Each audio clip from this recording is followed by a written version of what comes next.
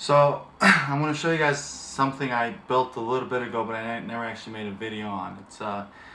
It's this wearable Halo 3 Master Chief helmet. It came if you got the Legendary Edition of Halo 3, and I made it so it's an Xbox 360 peripheral. So if you just take it off the case, I mean this is just the base for it, so this doesn't really matter. But this is the helmet itself.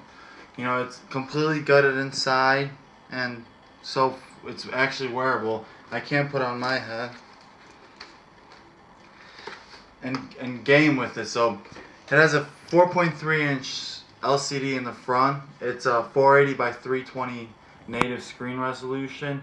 It's all wireless video and audio. This helmet was made on 2.4 gigahertz network, and it just all gets wirelessly streamed from the Xbox. And on the inside, as you can see, it's all flat and gutted.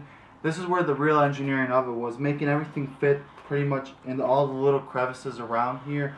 There was a lot of circuit board cutting and really pretty much smart use of space. Even like on the little visor here, there's circuitry in here. In here there's the, if I believe it's correctly, right here is like the power circuit, which takes a 12 volts, makes it 3.3 for the audio. I believe 12. It keeps it 12 volts for the LCD and 5 volts for the wireless video receiver in here. And on this side, there's a little amplifier circuit I built for the 2 speakers. So I mean, we'll just get a little more inside. The 2 speakers right here off my Beats Studio Edition. I mean, those headphones are like the first model of them. They're really cheap and they broke because I have a rather larger head. So like side crack and they fell apart, so I just had 2 good speakers there to use, and I just pretty much got it out. That's where the ear pads are from. And then I believe from Michaels or Joel Fabrics, I got this nice little soft suede that with Loctite adhesive spray, I just sprayed a couple layers on, made it nice and soft inside. So right here you see this little, I guess this little bridge, or whatever you want to call it. This is where the batteries are on the inside, on top of the fabric. There's 3 batteries that go this way. It follows the curvature of the helmet. That's the only place they could really fit. And then that's about it for there. So the face mask right here, I originally made it with, I made a cardboard layout and how to glue the cardboard together to get this curvature. Then I just laid fiberglass on top of it.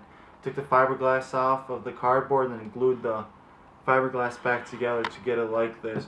This top section right here is actually just off of my fiberglass resin container. I mean, it just fit perfectly, and it fits them. And this is where the circuitry of the LCD and the wireless transmitter is. It just all fit here. One of the challenges of this was getting it all to fit correctly.